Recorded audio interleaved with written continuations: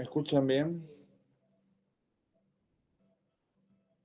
Hola, Sí, profe. muy bien.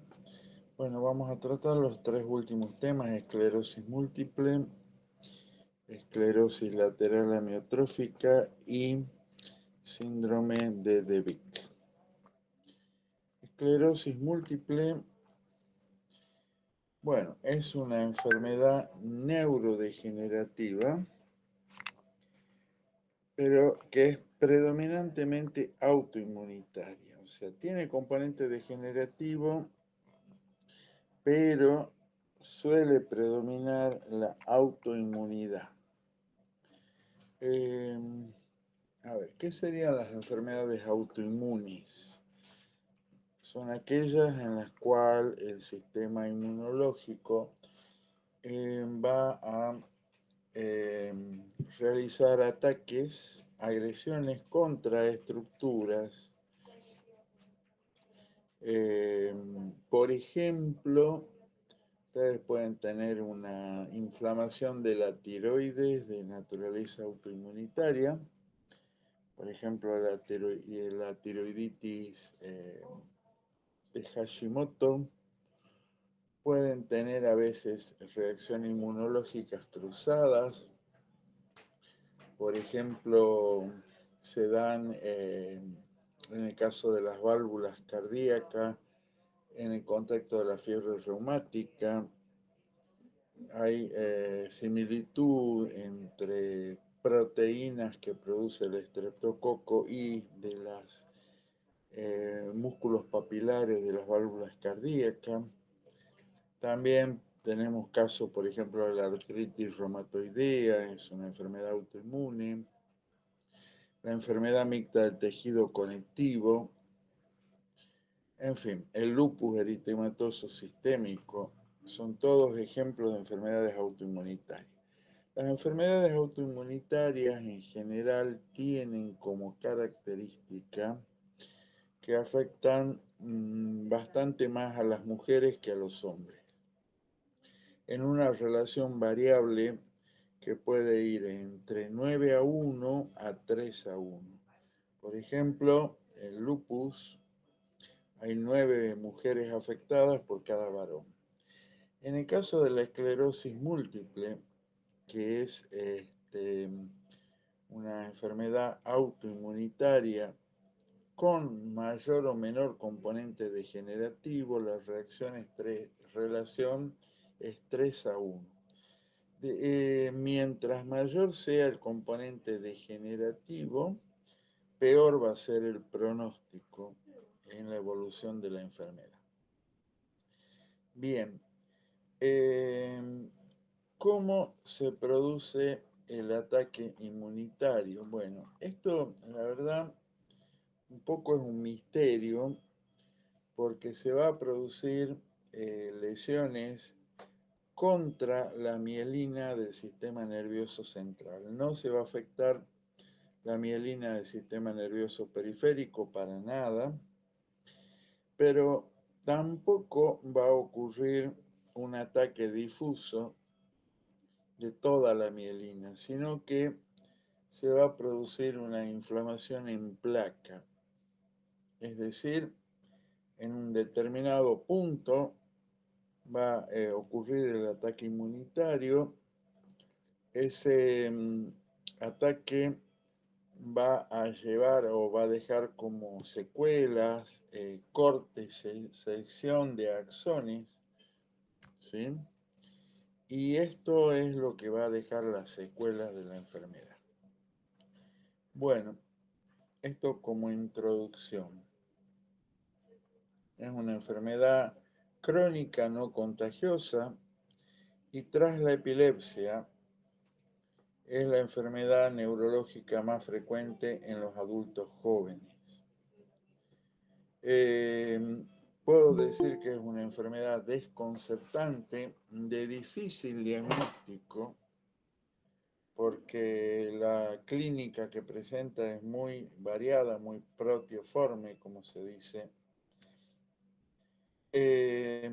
Aparecen esparcidas en el cerebro y médula espinal, ataques, inflamaciones localizadas. Como resultado, pierden parte o totalmente su capacidad de transmisión por cortarse los axones y da síntomas que ya vamos a ver que es muy variado. También tiene en el 90% de los casos una evolución en brotes. ¿Cómo es esto? Bueno, aparece una placa localizada de inflamación, me va a dar una cierta clínica que se va a establecer en forma subaguda. No es como el accidente cerebrovascular que se establece muy rápidamente. Acá se va a establecer en horas. Esa clínica, ese déficit, va a evolucionar y va posteriormente a remitir, es decir, se van a atenuar, se va a atenuar la clínica, pero no totalmente, me va a quedar con secuelas. Es decir, me hace un brote que evoluciona en horas, llega a un máximo y empieza a remitir, empieza a mejorar, pero no lo hace totalmente, me quedan secuelas. Pasa el tiempo y me aparece otro brote similar con otro déficit neurológico y sigue exactamente el mismo patrón, ¿no? Un máximo remite parcialmente. Es decir, a lo largo del tiempo se van acumulando brotes, remisión. Brotes, remisión incompleta. Esa es la forma de presentación en el 90% de los casos. Bien, hablemos un poco de la historia. Revisando la historia ya hay ejemplos de gente que, inclusive el rey Jorge III de Inglaterra, que tenía clínica compatible, yendo en forma más reciente,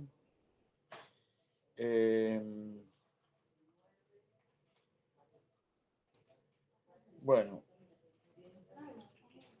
Charcot, en un neurólogo francés, lo conocemos al Charcot, resumió los datos anteriores, realizó importantes contribuciones con las observaciones clínicas y patológicas propias. Reconoció la esclerosis múltiple o esclerosis en placa como una enfermedad distinta y separada.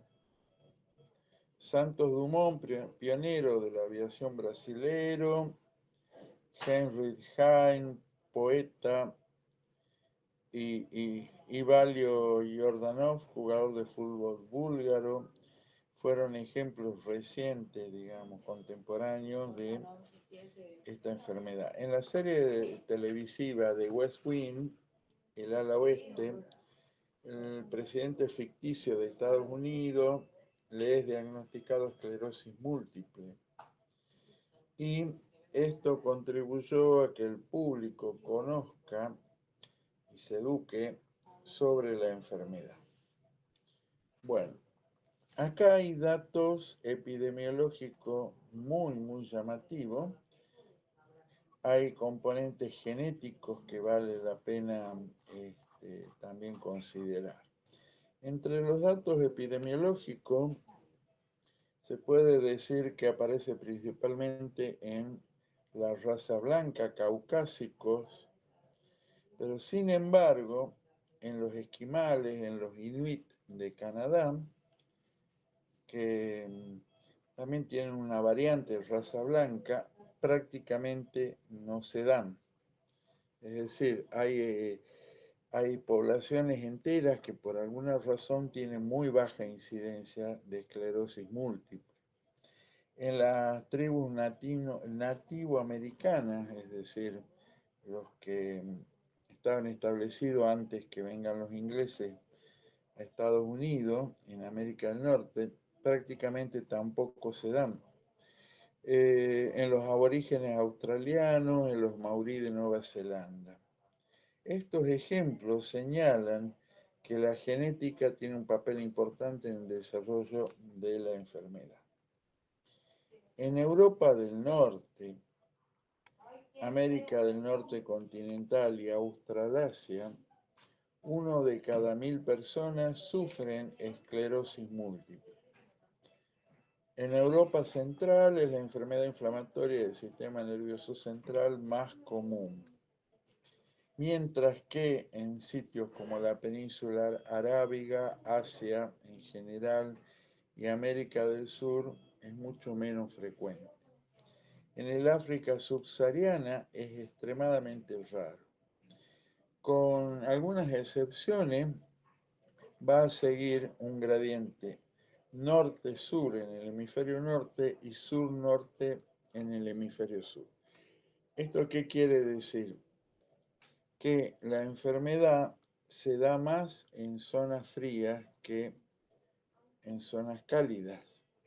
Es decir, mientras más al norte nos vamos en Europa, por ejemplo, lo que sería Dinamarca, Finlandia, es más frecuente que, por ejemplo, la costa mediterránea. No obstante, acá hay una confusión, porque si bien la incidencia de la enfermedad es mayor en zona fría, el calor, una vez que se tiene la enfermedad, el calor es un factor de recaída. Pero hay mayor incidencia en zona fría. El clima, la dieta, el geomagnetismo, la luz solar, factores genéticos e enfermedades infecciosas han sido discutidos como posibles causas en las diferencias regionales. También se habló de un factor medioambiental en la infancia que podría tener un papel en el desarrollo de la esclerosis múltiple. Acá hay un dato sumamente interesante. Se estudiaron poblaciones migrantes porque, a ver, la esclerosis múltiple se va a dar, ya dije, 3-1 en mujeres. Es muy rara antes de los 15 años y después de los 45. Se da en ese rango de edad, entre los 15 y los 45 años, con un pico alrededor de los 28 años, es decir, mujeres jóvenes. Este dato es importante como elemento que ayuda al diagnóstico. No obstante, se vieron poblaciones migrantes que sí migra antes de los 15 años, adquiere la susceptibilidad del lugar al cual va. Si lo hace después de los 15 años, mantiene la susceptibilidad de su lugar de origen. Bien. Sin embargo, no se transmite directamente, como se ha demostrado en el caso de niños adoptados. Bien.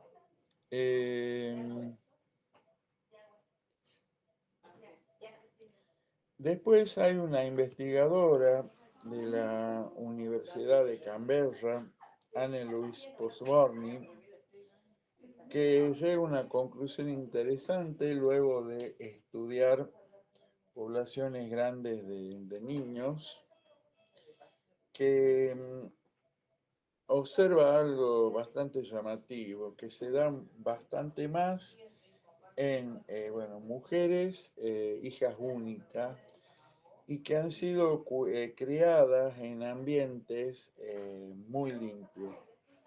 Es decir, los chicos que se crían en la villa, en medio de la mugre, es menos probable que tengan la enfermedad después. Esto se asemeja un poco con el fenómeno de la alergia, de ciertas enfermedades de alergia, como la rinitis, por ejemplo, o la sinusitis, que se sabe es mucho menos frecuente o en sitios donde hay menos normas de higiene. Aparentemente lo que aquí pasaría es que al exponerse a ciertos antígenos, se desvía la respuesta inmune hacia lo normal en lugar de ir hacia la alergia. La alergia es una forma de respuesta inmune alterada, ¿sí? Tenemos una respuesta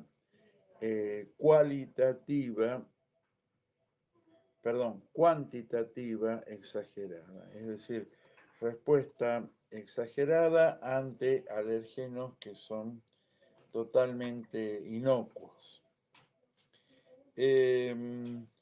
¿Cómo explica ella esto? Bueno, que si son varios hermanos, dice, la posibilidad de enfermar es menor cuanto más tiempo haya convivido con los hermanos. Más de 5 años de contacto reducen el riesgo en un 90%. Ella explica esto debido a que el contagio mutuo de enfermedades infecciosas entre hermanos los protege de enfermedades autoinmunitarias. Otro detalle interesante es que hay un trasfondo genético también. No es una enfermedad hereditaria, sin embargo, el trasfondo genético es indudable. Se ha demostrado que existen genes que están relacionados con un mayor riesgo de contraer la enfermedad. Estos genes están siendo estudiados y no son suficientes para diagnosticar esclerosis. Bien, ocurre algo interesante en los gemelos univitelinos, es decir, en los gemelos idénticos. Si uno de ellos enferma, la probabilidad de que el otro también lo haga es de alrededor del 50%. Bastante alta, digamos.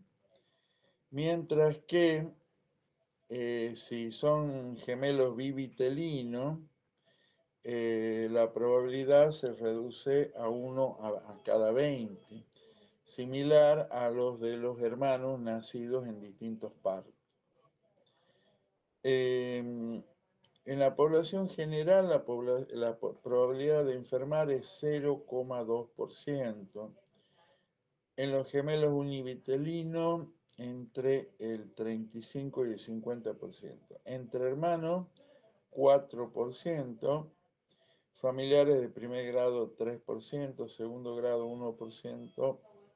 Tercer grado, 0,9%.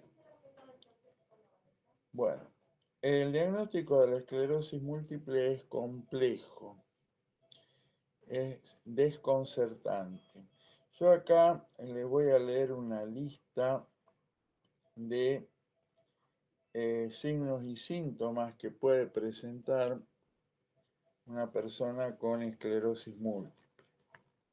Podría presentar durante el brote astenia, pérdida de masa muscular, debilidad muscular, discoordinación en los movimientos, disfagia, disartria, insuficiencia respiratoria, disnea, espasticidad, espasmos musculares, calambres, fasciculaciones, nistagmo, problema de visión, diplopía, problemas cognitivos, dificultad para realizar tareas simultáneas, pérdida de memoria, depresión, la habilidad de estreñimiento.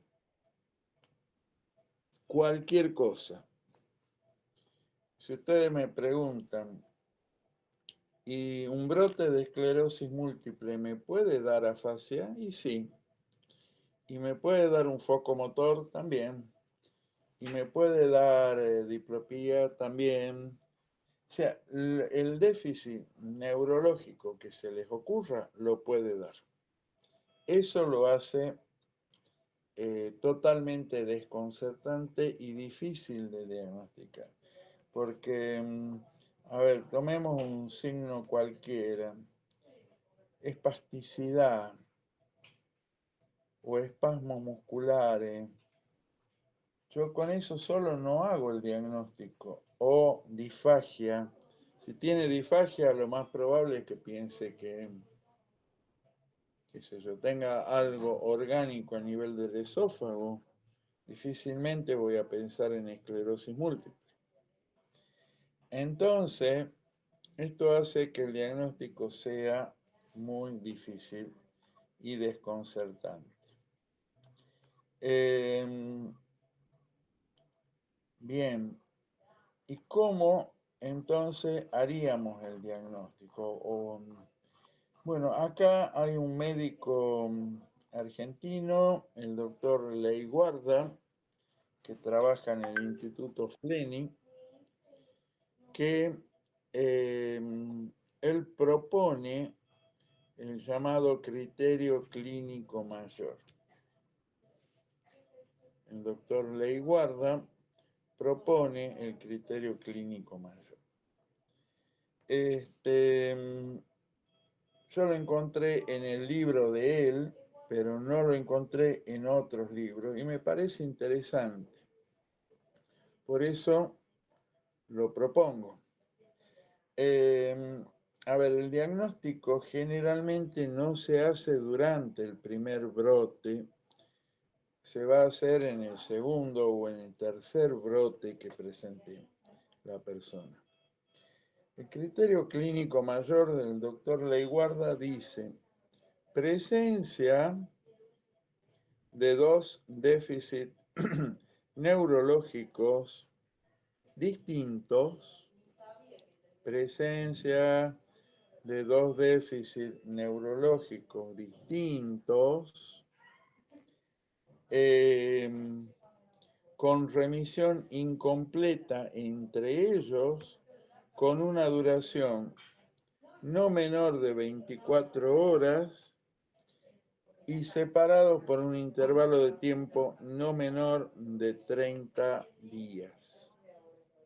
Os repito, presencia de dos déficits neurológicos distintos, con remisión incompleta entre ellos, con una duración no menor de 24 horas y separados por un intervalo de tiempo no menor de 30 días.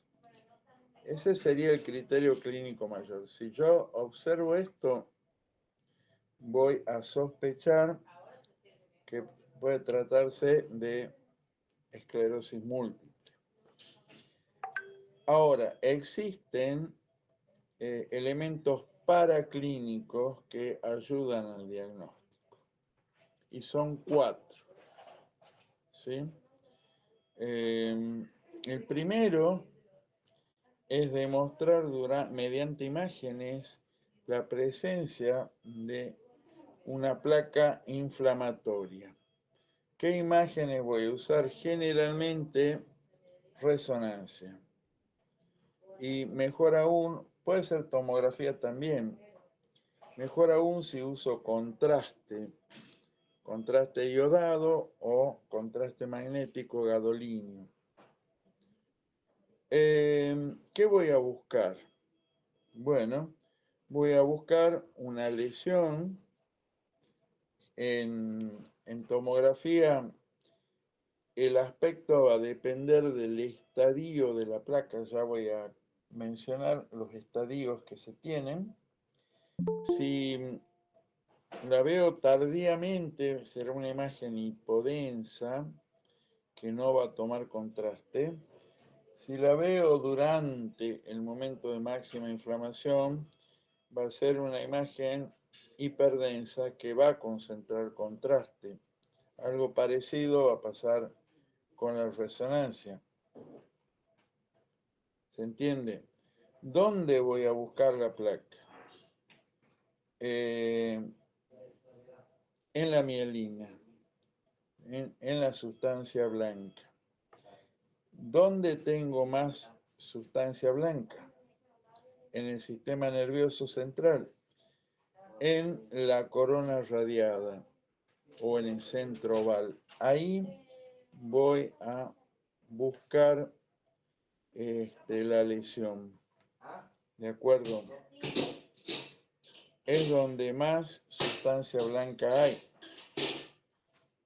No significa que no pueda estar en otro lado. Entonces, si es el segundo brote y yo comparo en relación al primero que tuve, y aparece una lesión que en el primero no estaba, eso es sugestivo, más la clínica, por supuesto, compatible, es sugestivo de esclerosis múltiple. Bien. Otro elemento que me sirve van a ser los potenciales evocados visuales. ¿Por qué? Porque en un porcentaje más o menos importante se va a producir una neuritis óptica retrovulvar, es decir, una lesión demielinizante del nervio óptico. Pero esto va a ocurrir de un solo lado. Entonces, cuando yo haga el potencial evocado, voy a observar un aumento de la latencia de la onda P100 en el ojo afectado. Aumento de la latencia de la onda P100. Por ejemplo, del lado sano puede ser 102, 105 y del lado afectado puede ser 125, 130 milisegundos. El tercer elemento es el fondo de ojo. Hago el fondo de ojo y descubro una atrofia de papila. No una edema de papila, sino una papila atrófica, una papila blanca, ¿sí? Es bastante característico. El cuarto elemento va a ser, lo voy a obtener mediante la punción lumbar. Hago una punción lumbar y hago un análisis del líquido cefalorraquídeo. La punción lumbar no solo sirve, digamos, para el diagnóstico de meningitis, hay enfermedades también autoinmunitarias, pero del sistema nervioso periférico, como es el síndrome de Guillain-Barré, que me va a dar la llamada disociación albúmino-citológica. Acá lo que voy a observar va a ser cambios mínimos, muy sutiles del líquido cefalorraquídeo. Cambios mínimos muy sutiles del líquido cefalorraquídeo. ¿Qué cambio? Bueno, el líquido cefalorraquídeo va a ser prácticamente normal, va a ser transparente. Cuando yo haga el citológico, recuerden que normalmente yo debo tener entre 5 a 7 células por campo. Acá voy a tener un pequeño aumento de la celularidad. En lugar de tener 7 células, voy a tener 15, 18, 20. Muy pequeño aumento. Si tengo 40 o más, descarto esclerosis múltiple. Y va a haber un pequeño aumento de las proteínas, de la proteinorraquia, que era más o menos 45, 50 miligramos por decilitro, se puede ir a 70, 80. Y cuando hago, y acá hay una cosa interesante, le pido una corrida electroforética, es decir, que me determinen qué tipo de proteínas hay, se encuentra que hay un aumento en el rango de las gamma-globulinas, es decir, proteínas pesadas con pocos variantes de pesos moleculares. un cuadro que se llama gamapatía oligoclonal. ¿Ah? Eso más el criterio clínico mayor me sirven para llegar al diagnóstico. ¿Se entiende o alguna pregunta?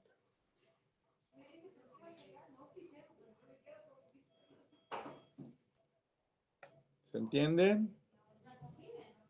Sí, profe. Bueno, entonces dijimos, 90% va a seguir el patrón brote-remisión. Hay un 10%, de ese 10%, la mitad va a ser la presentación secundariamente progresiva. Es decir, va a ser un brote, va a remitir, va a ser el segundo brote y a partir de ahí no remite y se empieza a deteriorar cada vez más. Esta presentación secundariamente progresiva se da porque predomina el componente degenerativo al componente autoinmunitario. También podemos tener la presentación primariamente progresiva, donde presenta el brote y no remite nunca. Estas formas secundariamente progresiva y primariamente progresiva se va a dar más cuando la edad de inicio de la enfermedad es cercana a los 40 años y también en las presentaciones en varones. Es decir, iban a ser de peor pronóstico. ¿De acuerdo? Bueno, en cuanto a la placa de ateroma, a la placa de esclerosis misma, va a seguir una evolución temporal que muestra cómo se va produciendo el ataque autoinmunitario. Al principio, bueno, ustedes saben que las células de la inmunidad va a estar mediada primero por los macrófagos que van a fagocitar y presentar antígenos. Luego van a venir los linfocitos T.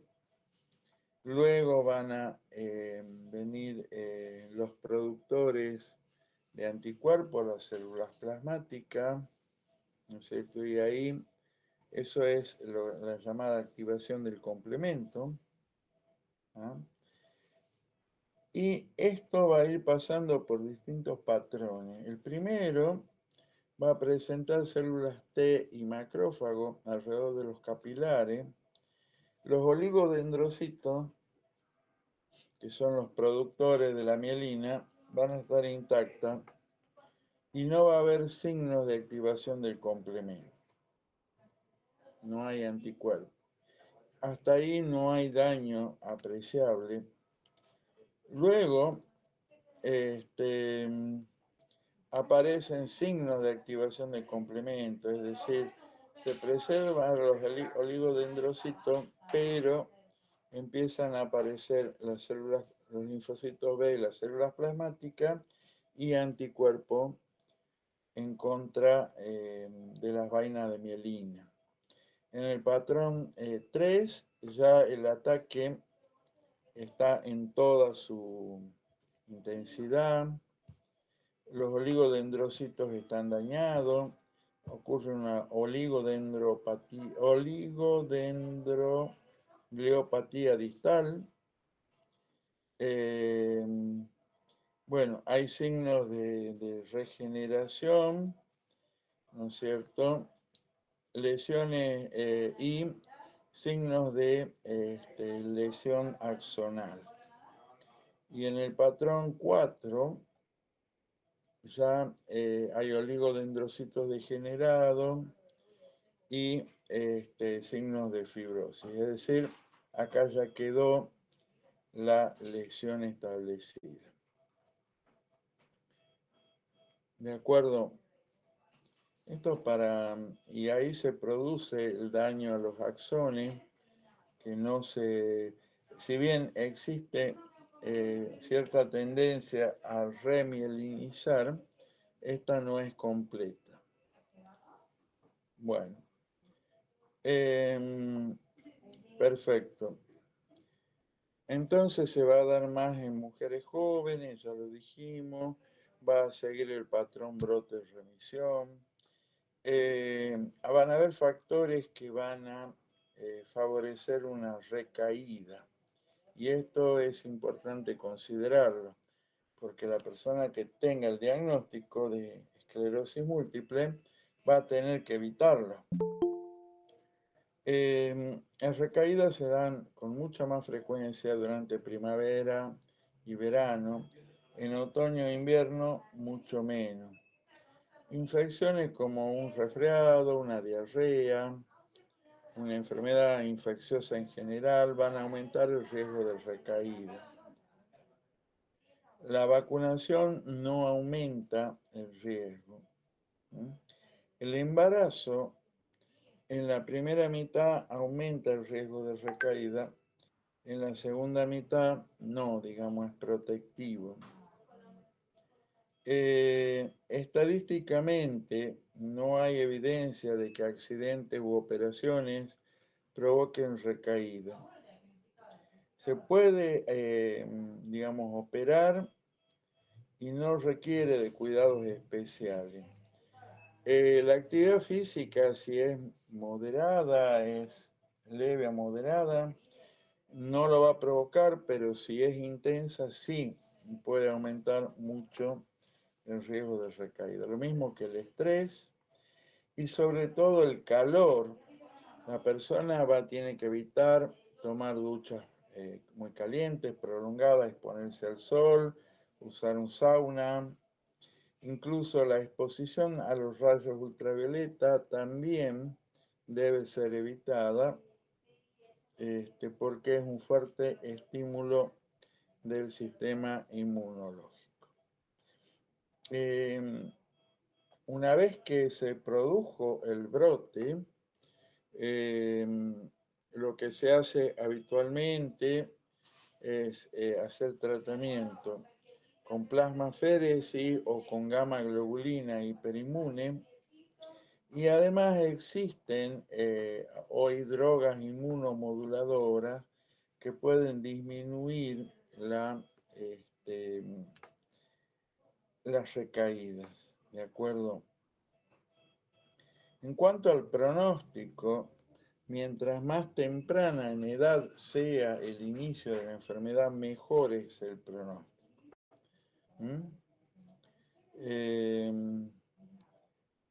Bueno, actualmente no hay pruebas clínicas establecidas que permitan establecer el pronóstico o decidir una respuesta terapéutica, aunque existen investigaciones prometedoras. Se han dosado ciertos anticuerpos, anticuerpos séricos contra la glicoproteína de la mielina de los oligodendrocitos o anticuerpos contra la proteína básica de la mielina. Y se están tratando de determinar como factores predictores. Bueno, cuanto más joven se es cuando aparece la enfermedad, más lentamente avanzan las discapacidades. Dado que en las personas mayores es más frecuente la forma progresiva, con una acumulación mayor de discapacidades.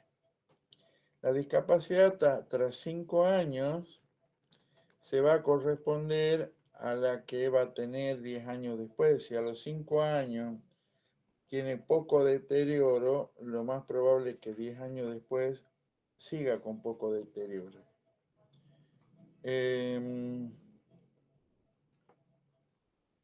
Bueno, en general, 1 de cada 3 pacientes siguen siendo capaces de trabajar y tener vida productiva hasta tras 20 años de enfermedad. La pérdida de visión o síntomas sensoriales como síntomas iniciales son signos de pronóstico benigno. Perturbaciones en el andar y cansancio son signos de pronóstico negativo. Una rápida regresión de los síntomas iniciales, la edad de aparición por debajo de los 30 años, solo un síntoma inicialmente, desarrollo rápido y corta duración indican un buen pronóstico. Bueno, eso es lo que le puedo decir. No necesariamente va a ser el pronóstico malo. Hay gente que hace una o dos recaídas y no las repite, ¿no es cierto? Bueno, ¿alguna pregunta de esclerosis múltiple?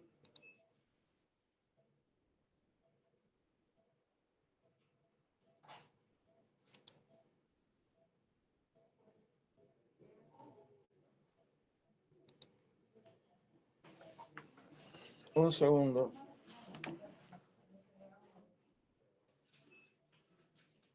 ¿Te mandaron de la guardia?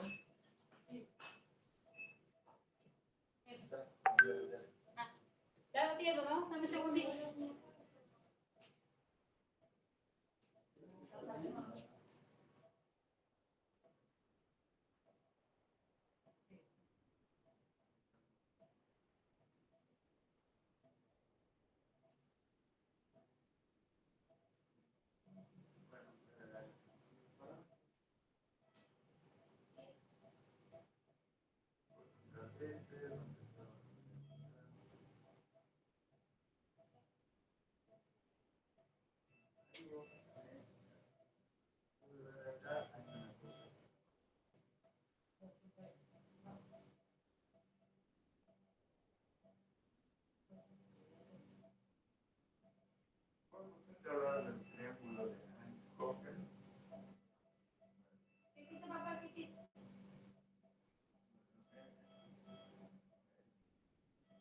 Empezar, el electrocardiograma electroeléctrico. Ahí vos tenés un corto.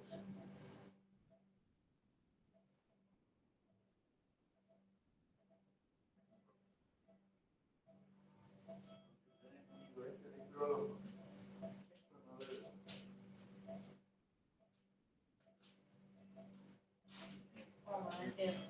Vos tenés así, esto, acá se produce un potencial que vos estás registrando. Y esto potencial, cuando tú lo pones así, estás registrando de acá y parte de la tierra. Otra cosa, si te sale sucio el registro, y tenés silocaína bifusa. Te voy a mostrar cómo hacer un buen. Sí, usted lo rapa, primero lo rapaba, le ponía Bueno, ponele. Se lo ve bien al joven, ¿eh? Hablemos de la esclerosis lateral. Bueno, antes de ver la esclerosis lateral amiotrófica, le voy a hablar de la neuromielitis óptica de De Vic. Esta es una enfermedad parecida a la esclerosis múltiple, tan parecida que durante mucho tiempo se debatió si no era una variante de la esclerosis múltiple. ¿Sí? Tiene muchas cosas en común con la esclerosis múltiple.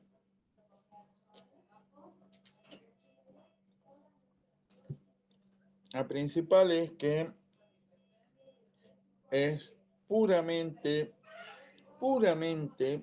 autoinmunitario. No tiene componente degenerativo, es puramente autoinmunitaria. Se da más en mujeres que en varones, pero difiere en algunas cosas. Por empezar, el grupo etario. Aparece en mujeres de más edad, 50, 60 años y más. Por otra parte, eso por un lado, el grupo etario afectado.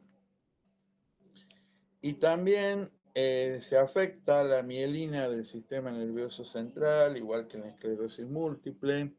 Tienen evolución en brote y remisión, igual que la esclerosis múltiple, pero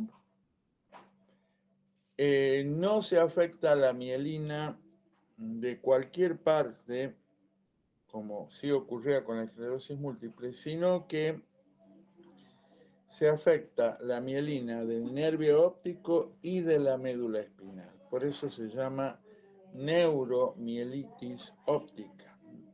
Mielitis de médula y óptica del nervio óptico. ¿De acuerdo?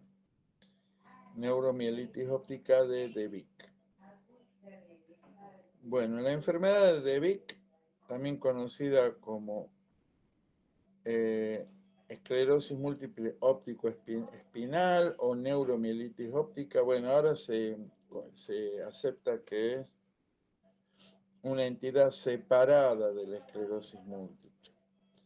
Es una enfermedad autoinmune en la que el propio sistema inmunitario de la persona ataca las neuronas del nervio óptico y de la médula espinal. Esto produce la inflamación simultánea de ambos. Normalmente el paciente va a presentar disminución de la visión de uno o de ambos ojos y casi simultáneamente una debilidad o parálisis en piernas y brazos, pérdida de la sensibilidad, vejiga neurogénica, derivado del daño a la médula espinal. A diferencia de la esclerosis múltiple, existen elementos que permiten un diagnóstico preciso de la enfermedad. Hay un marcador que descubre la Mayo Clinic en el año 2004, hace solo 20 años, que sirve con la clínica más ese marcador para establecer inequívocamente el diagnóstico de la enfermedad. No es como la esclerosis múltiple, que es difícil de diagnosticar. Acá es mucho más fácil, primero por la clínica estereotipada que tiene, que es nervio óptico y médula, y por el marcador inmunológico que ya les voy a explicar. ¿De acuerdo? En 1870, Sir Thomas Clifford fue el primero en informar de una asociación entre una inflamación de la médula y el nervio óptico. En 1894, Eugène de Vick y un estudiante suyo describieron 16 pacientes que habían perdido la vista de un ojo o en ambos y que casi simultáneamente desarrollan debilidad en los muslos, pérdida de la sensibilidad y a menudo problemas de vejiga neurogénica, es decir, no sentir la vejiga llena. Reconocieron estos síntomas como consecuencia de la inflamación del nervio óptico y de la médula espinal respectivamente. Bueno, como le dije, ahora se acepta que es una entidad separada.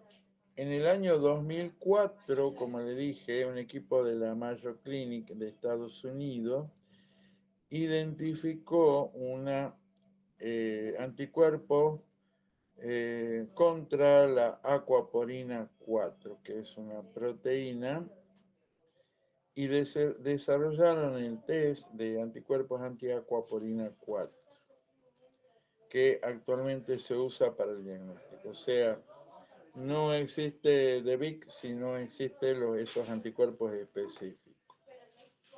Neuritis óptica, mielitis o inflamación de la médula espinal. Se pueden establecer claramente mediante resonancia las lesiones en 3 o más segmentos vertebrales y la seropositividad de los anticuerpos anti-aquaporina 4, junto con la disminución de la visión. Es bastante fácil el diagnóstico. Lo que yo les puedo decir es que, bueno, acá no necesariamente también va a ser malo el pronóstico. Se ha tratado de establecer si hay algo que, digamos, dispare la enfermedad. Se reconoce que las secuelas son más severas e intensas que en la esclerosis múltiple. Puede llevar a la mielitis transversa, o sea, el corte, la sección. También hay bandas oligoclonales en el líquido cefalorraquídeo. Bien. Ha sido asociada con varias otras enfermedades vasculares, como la varicela, los virus de Epstein-Barr y el HIV. También a la TBC, a la tuberculosis. Pero a veces se considera un síndrome en lugar de una enfermedad. Bueno, se ha propuesto la distinción entre esta enfermedad y otras variantes de la esclerosis múltiple, pero no se ha podido establecer, digamos que por eso es una enfermedad separada. Cerca de un tercio de los casos tienen síntomas preliminares como fiebre, mialgia o dolor de cabeza. El paciente típico tiene una aguda y severa espasticidad, debilidad muscular en miembros inferiores, parestesias en las piernas o en los 4 miembros con signos sensoriales acompañados de vejiga neurogénica. La enfermedad se desarrolla en un periodo de 1 a 14 días y se debe descartar, por supuesto, si no existe, por ejemplo, una compresión de la médula, lo cual se va a realizar por resonancia magnética. La debilidad es precedida o sucedida por una neuropatía óptica aguda uniobilateral con disminución de la agudeza visual, de la visión cromática y con manchas difusas u opacas o directamente pérdida de la visión.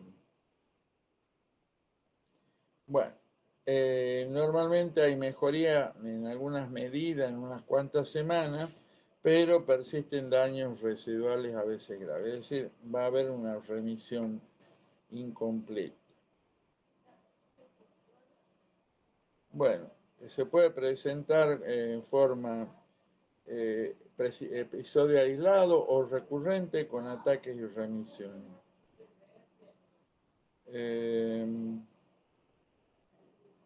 A diferencia de la esclerosis múltiple, no entra en una fase secundariamente progresiva.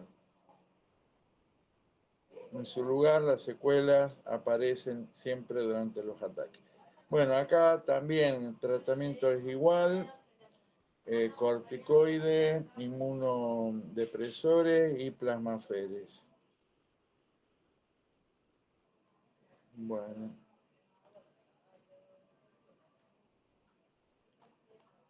¿Alguna pregunta al respecto? Yo no, Bueno, profe. finalmente vamos a ver el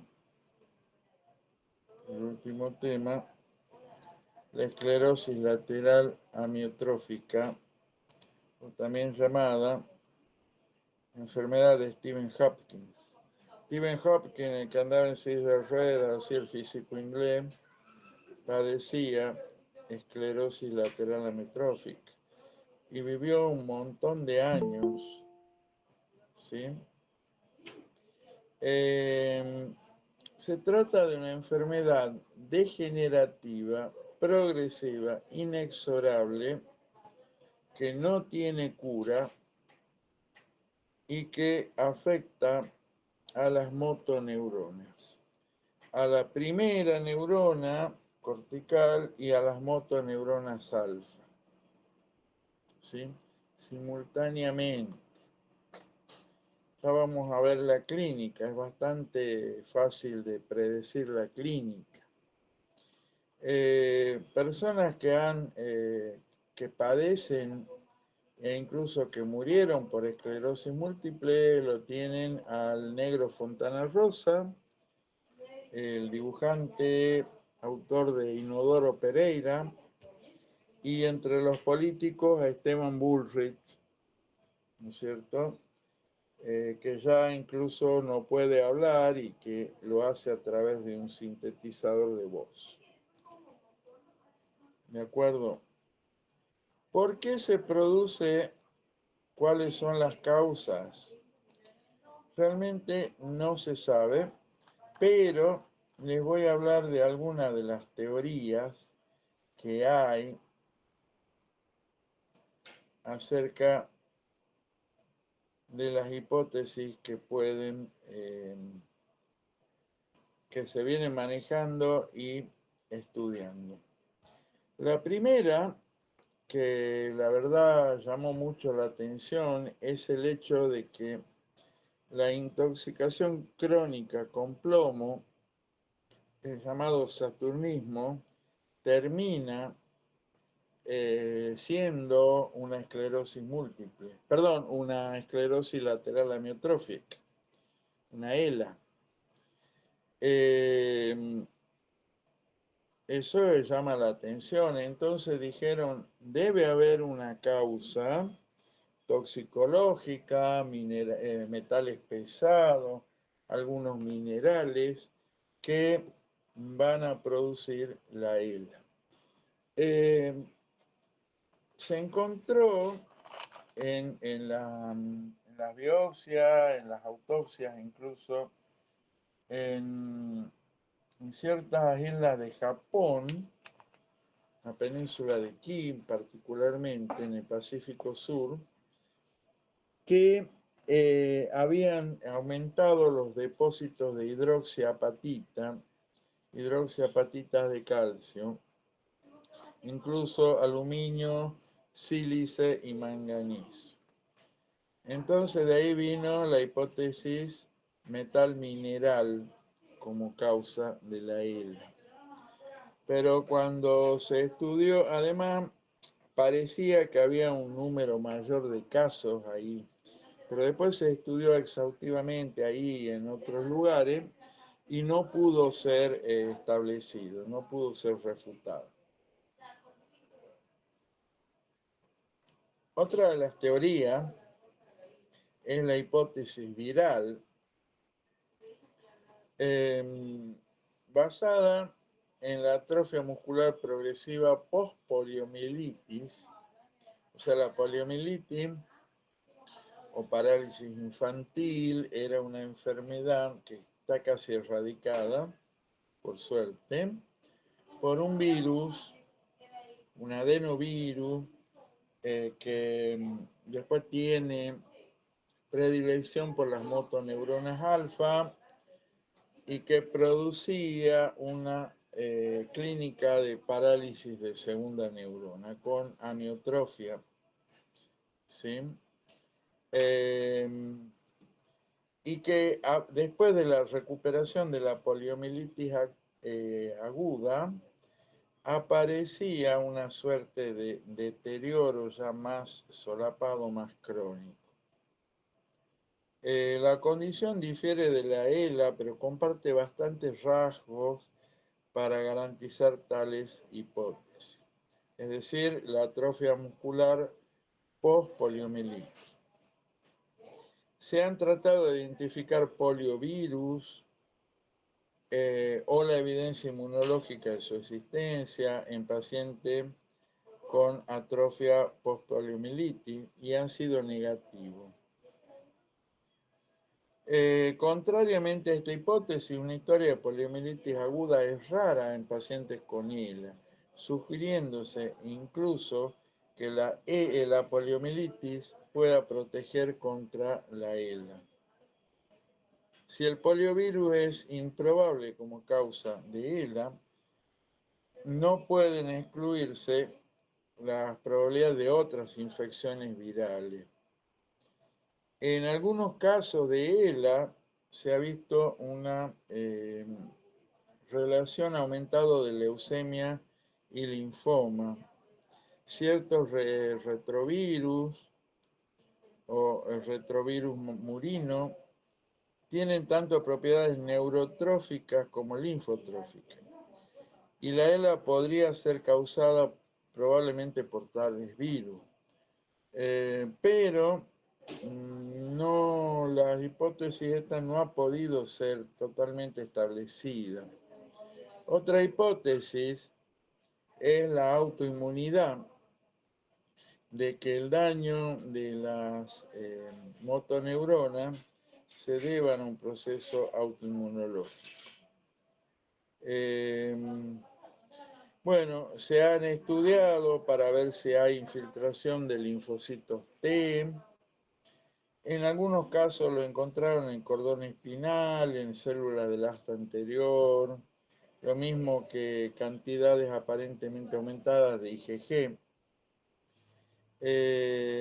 Pero tampoco han podido ser, digamos, demostrados en forma consistente.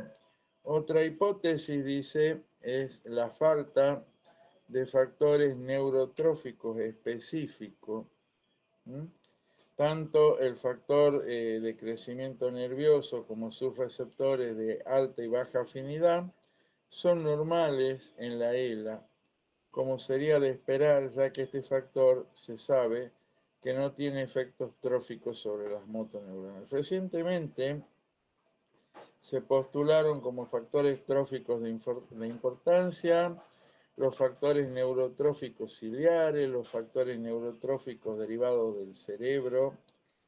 Se han postulado como posibles de las motoneuronas, es decir, factores neurotróficos, la deficiencia podría ser otra de las teorías que tampoco se pudo demostrar. Otra sería el exceso de excitotoxina, principalmente glutamato, ¿no es cierto? Neurotransmisores excitatorios, que induciría, ¿no es cierto?, una entrada excesiva de calcio en las neuronas y activaría la síntesis de la óxido nítrico sintetasa y otras enzimas generadores de radicales libres, llevando a ambos a un aumento de los radicales libres intraneuronales, bueno, etcétera, etcétera. Tampoco se pudo demostrar. Y una última teoría de que ocurriría por un aumento de los radicales libres, como oxígeno, oxidrilo, peróxido.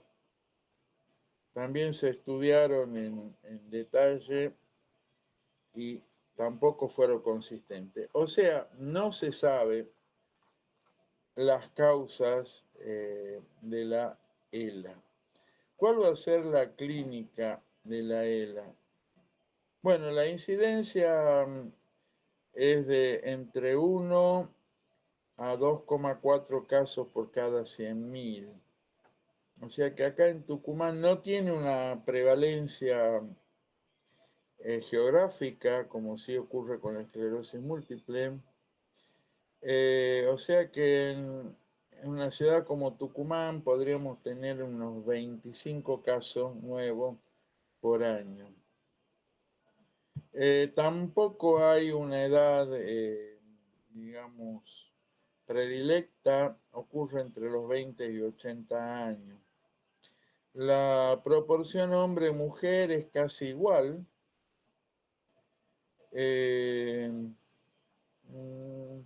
Existe una forma de ELA familiar que es indistinguible de la ELA esporádica. Hay familias que tienen entre sus miembros mayor incidencia de ELA. Bueno, y se ha sospechado de que hay cambios, hay ciertos genes que al estar alterados predispondrían a, bueno, que ocurra la ELA. ¿Cuál es la clínica que tiene? Bueno, es muy simple. Ustedes suman la clínica de lesión de segunda neurona con la clínica de lesión de primera neurona y les va a dar. Por la lesión de segunda neurona vamos a tener atrofia muscular, fasciculaciones y paresia flácida. Por la clínica de lesión de primera neurona vamos a tener espasticidad, paresia espástica, hiperreflexia Babinski y signo de automatismo medular. Las dos cosas se dan simultáneamente, es decir, la debilidad muscular es progresiva, inexorable, le va quitando día a día las fuerzas al paciente. Lo más frecuente es que la debilidad empiece en los músculos pequeños de la mano, pero puede ser multifocal o proximal en la distribución. El problema de la deambulación es igualmente común, así como los calambres dolorosos de los músculos. Debido al componente espástico, el paciente suele hacer contracciones tetánicas dolorosas. La debilidad focal normalmente progresa en severidad y distribución de los músculos inmediatos. El deterioro progresivo de la función motora da rápidamente como resultado la invalidez física. Bueno, es decir, ¿por qué se mueren los pacientes? Y se mueren totalmente lúcidos. La debilidad progresiva le va produciendo limitaciones cada vez mayores. Primero, para el manejo fino de la mano, después para dificultad para la deambulación. Si vieron la película La teoría del todo, que cuenta la vida de Stephen Hawking, ahí les muestra cómo progresa la ELA. Después, el paciente va a tener mayor debilidad de miembros superiores que le dificulta el poder comer, el poder realizar o vestirse. Después, más adelante, va a tener trastornos de glutorio y finalmente trastornos respiratorios que van a requerir que el paciente tenga algún tipo de asistencia mecánica para poder respirar. Todo esto es progresivo. El 50% de los pacientes van a fallecer dentro de los 3 a 4 años de diagnóstico. Habitualmente por debilidad catastrófica, insuficiencia respiratoria o neumonía por broncoaspiración. Solo el 10% llegan a pasar de los 10 años. Bueno, el caso de Stephen Hawking, que vivió varias décadas, la verdad es muy llamativo.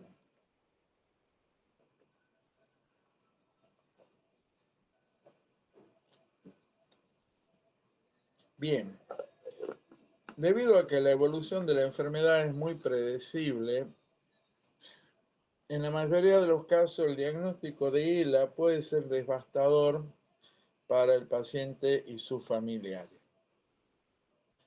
Al hacer el diagnóstico es importante descartar primero todas las enfermedades potencialmente tratables antes de concluir que la enfermedad es una ELA. La sensibilidad, el tacto y la compasión son esenciales al discutir un diagnóstico de ELA con los pacientes. Es importante aclararle al paciente que muchas veces se encuentra en una situación desesperada, que ninguna cura no es sinónimo de ningún tratamiento. El objetivo del tratamiento es proporcionar el máximo alivio sintomático posible. Por ejemplo, pueden darse relajantes musculares para manejar la espasticidad, los calambres musculares, anticolinérgicos o antidepresivos tricíclicos para controlar la cialorrea. Los antidepresivos pueden manejar además la depresión y los analgésicos pueden aliviar los dolores articulares. El tratamiento típico de la ELA es multidisciplinario. Por un lado van a estar los kinesiólogos, que van a evaluar el deterioro físico del paciente, discuten los ejercicios necesarios y pueden recomendar el uso de tablilla y otros dispositivos menores para ayudar a la destreza manual dañada. Una abrazadera de cuello para que no se caiga de la silla de ruedas, en la silla de rueda mismo, otros equipos domésticos para mejorar las funciones de sus actividades cotidianas. Por ejemplo, si el paciente ya no puede agarrar el tenedor de la forma habitual,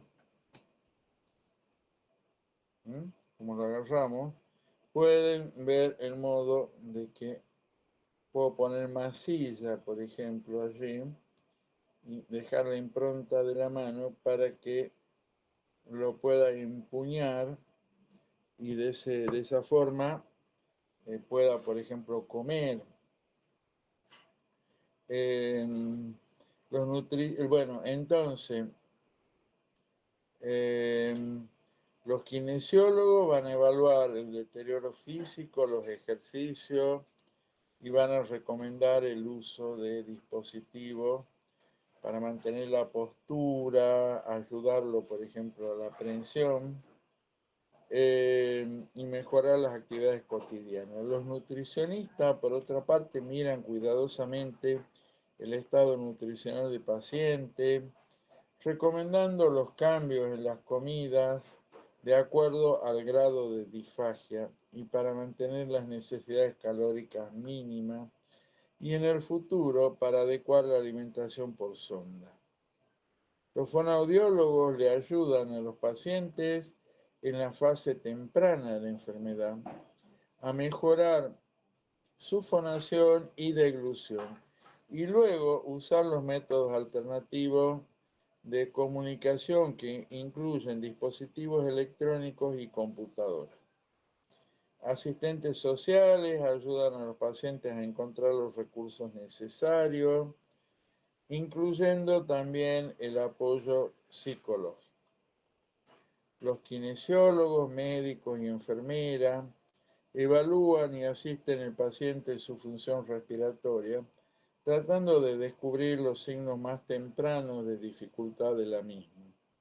Por último, los coordinadores médicos de cabecera u obras sociales juegan un papel central, colocando a disposición del paciente todos los servicios, incluyendo el apoyo psicológico al grupo familiar. Es aconsejable ir planteando y discutiendo con el paciente y familiares con mucha sensibilidad y tacto, aún durante las fases tempranas de la enfermedad, los problemas de apoyo a vida futuro y aún la muerte. Se debe establecer si el paciente desea o no medidas extraordinarias para sostener su vida, como puede ser la intubación, la ventilación mecánica o el uso de drogas inotrópicas. Si el paciente tiene disnea, se puede manejar en parte con ventilación no invasiva, con máscaras faciales o nasales o nasobucales. Para el alivio del dolor y la ansiedad se puede plantear el uso de morfina u otro sedativo. Si realmente no van a desear ventilarlo mecánicamente, se puede directamente hacer un goteo de morfina, con lo cual se va a desconectar el paciente desde el punto de vista cognitivo y, digamos, le vamos a sacar la sensación de disnea. Bueno, en sí es una enfermedad de mierda inexorable que te va a llevar a la muerte y estando lúcido. Bueno, con esto terminamos, por suerte. ¿Alguna pregunta? No, profe, mañana entonces a las 2:15. Mañana a las 2:15 los espero. Esos son todos los temas y nos estamos viendo mañana. Muchas gracias. Hasta luego. Hasta luego.